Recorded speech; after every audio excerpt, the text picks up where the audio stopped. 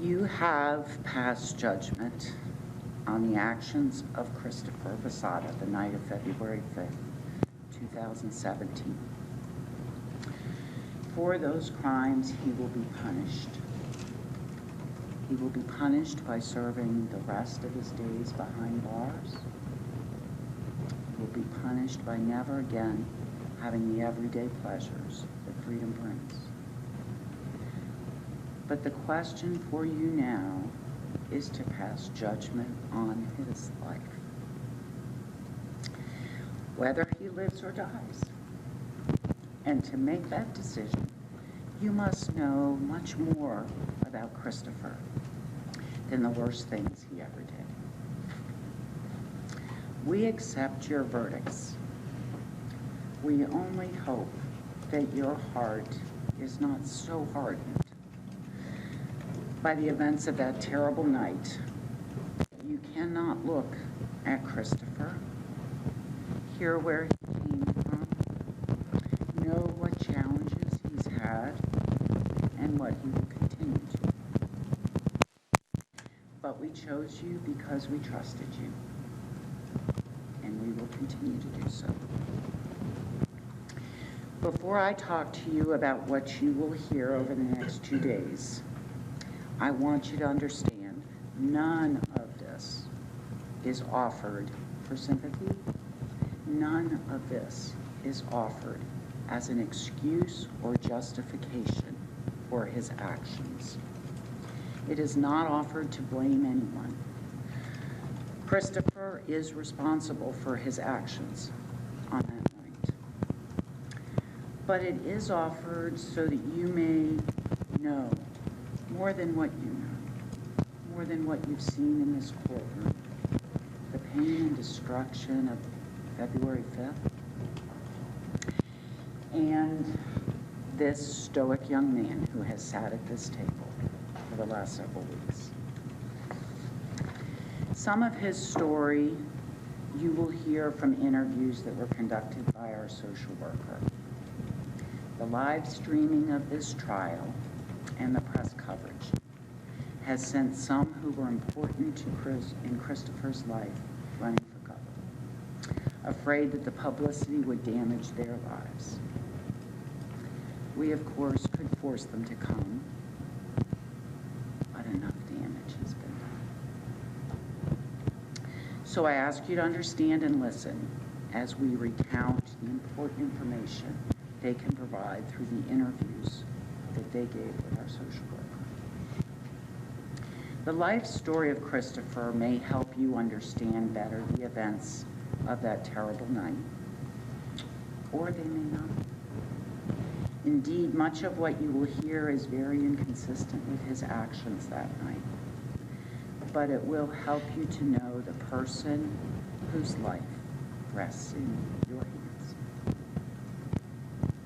You will hear of a heart that has been scarred by loss and abandonment, a mind that is impaired by traumatic brain injury and substance abuse, but a soul that many describe as loving, generous, and loyal. By the time Christopher was 18 years old, 6 times he had experienced the loss of people who loved him.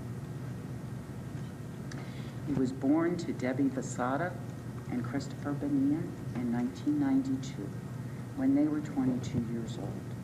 He was the second child of the 3 that they would have. Vanessa, the oldest, born a year earlier, and Amber, born a year later than Christopher. Christopher came from the hospital to a home where his parents lived, where his grandmother was, Maria Torres. Grandmother Torres will tell you how she loved those children. As with many grandparents, her grandchildren became her life. Eventually, Debbie and Christopher Bonilla moved out when the 3rd child was born and the home was too crowded.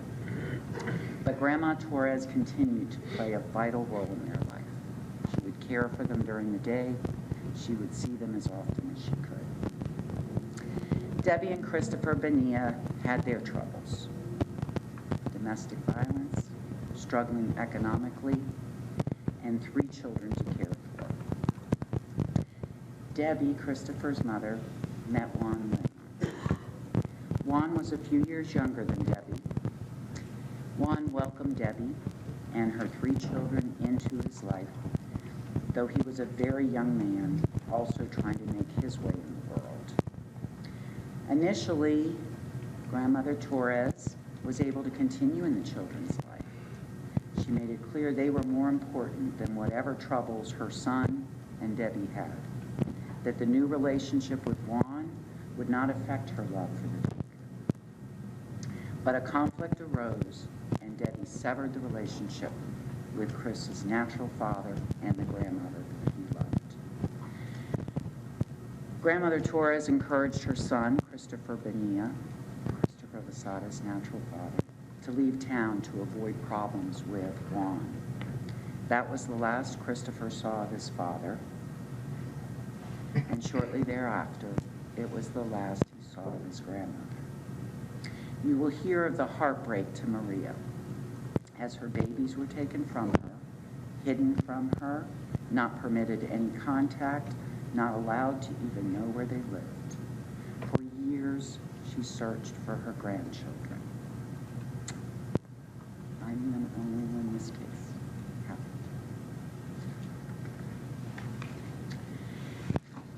You will hear about Juan Lennon. Juan loved those 3 children of Christopher Bonilla's as though they were his own.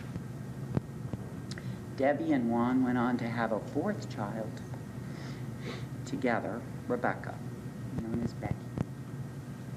But again, problems arose. You will hear of domestic violence in the relationship.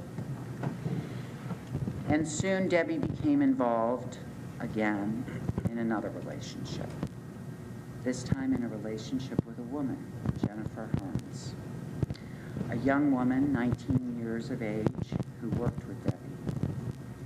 Debbie moved Jennifer into the home with Juan and soon kicked Juan to the curb, severing his relationship with the children he had taken in as his own. She did not want him having contact with the children. She hid them from him, and she kept the children from him. You will hear from Jennifer. She came from California to talk with you. She and Debbie had planned to move the kids to Loxahatchee. Jennifer wanted to get a home where they could live as a family. And in order to save money, they moved to tents in a park.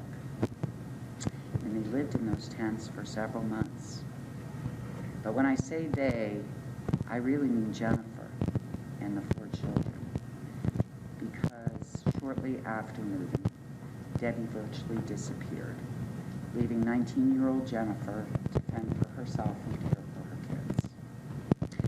While this all sounds sad, you will also hear of good times. Jennifer will tell you about life in the park, where the children learn to love nature and the outdoors, where they have many laughs and good times. Debbie, meanwhile, is moving on. Jennifer became overwhelmed with what to do with 4 children under the age of about 8. She could not support them or care for them the way she knew they needed to be cared for. She asked Debbie to come home. She would not. Ultimately, Jennifer had no choice but to take the children to Debbie's mother, Mary Patel. Again, the relationship with someone Christopher loved was abruptly and completely severed. Debbie would not allow any contact with Jennifer. But Debbie also had her hands full and her own challenges. She was trying to get a nursing degree. She could not support the children, and she didn't know where to turn. So ultimately, she divided the kids. She took Christopher and Rebecca to Juan, who opened his arms and his home to them, and she took Amber and Vanessa to her mother's, grandmother Martell. Now, Juan did open his arms to these children, and you will hear he loved Christopher. Fortunately, Juan had his own challenges. He was trying to support a family. He was working, but he got into another line of work. And ultimately, you will hear that's how Christopher got into selling drugs. Through our social worker, you will hear the words of Danielle D. Pasquale. She and Debbie began a relationship while the children were with Jennifer. She didn't tell Danielle of the children for several years. She managed to move them on to other people. And it wasn't until Danielle saw her filling out her tax returns and asked, who were those 4 dependents, that she learned that Debbie had 4 children. Danielle insisted.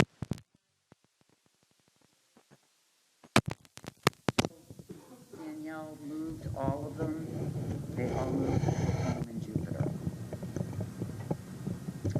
So then you will hear of the 4 years they lived as a family in Jupiter. Danielle, Debbie, and the 4 kids. You will hear from neighbors and friends that they made, how they participated in neighborhood events. They did things as a family. Christopher got involved in sports, volleyball, and track.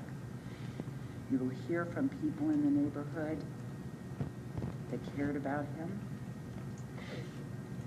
that looked out for him. He made friends with people who are still his friends to this day, knowing what happened. He attended school and worked part-time. But all is too good to be true. Danielle and Debbie broke up. Debbie insisted there be no contact with Danielle. Another person Chris loved was taken from his life. Christopher graduated from high school and went on to Palm Beach State College with his girlfriend Lacey, but he also began selling marijuana, something that began on a small scale in high school and developed into what you heard about during this trial. Again, through the voice of our social worker, you will hear of Lacey's concerns about Christopher's partnership in the drug business with the only person he knew as a father, Juan. He ultimately chose Juan over Lacey, and she moved on.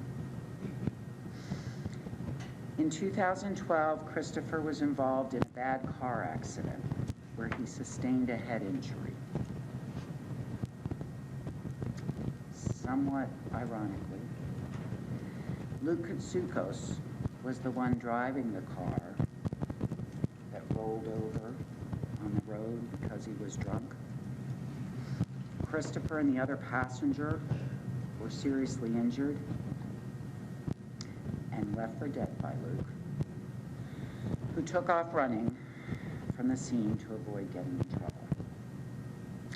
Is that what caused the traumatic brain injury? We don't know.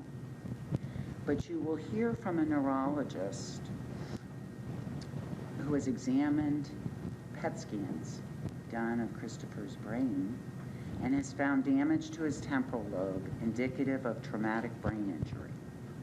You will hear how this will impact Christopher and his behavior under pressure, his impulse control, and his decision. Christopher also developed a severe drug addiction with a substance called shatter. We know it's not uncommon to develop drug addictions as a way of soothing emotional pain. Shatter is a super concentrated THC Now, many of us do not think THC could be that harmful, but this is a product that is truly destructive. You will hear, leading up even to the week before this, how it would make him violently ill, throwing up, dehydrated. In the year before the offense, there were 8 trips to the emergency room. In the days before the offense, you will see even a photograph he texted to Charlie Vorpagel, showing how he could not keep even a swallow of water down. How much pain do you have to be in to do that to your body? Christopher has always suffered from anxiety. He began pulling out his hair as a child and continued into adulthood. His family will tell you of virtual bald spots on his head from his compulsive, anxiety-driven pulling of his hair from the roots. By 2017, Christopher wanted out of the drug business. He remained in it because of the needs of his family, the people he cared about, his loyalty to them. You will hear of the many demands he felt to financially assist them. And you will hear from friends and family alike that he was a generous, caring, loyal person. But he wanted to move on. He had plans for a little business that he hoped to grow and be proud of, instead of living in the shadows of the drug business. Anne-Marie Brown, a social worker who works with abused, neglected, and traumatized kids, will tell you about the impact on Christopher's emotional and mental health as a result of these many challenges, of how children who have experienced trauma, loss, abandonment are forever impacted without appropriate interventions. Christopher never had those interventions.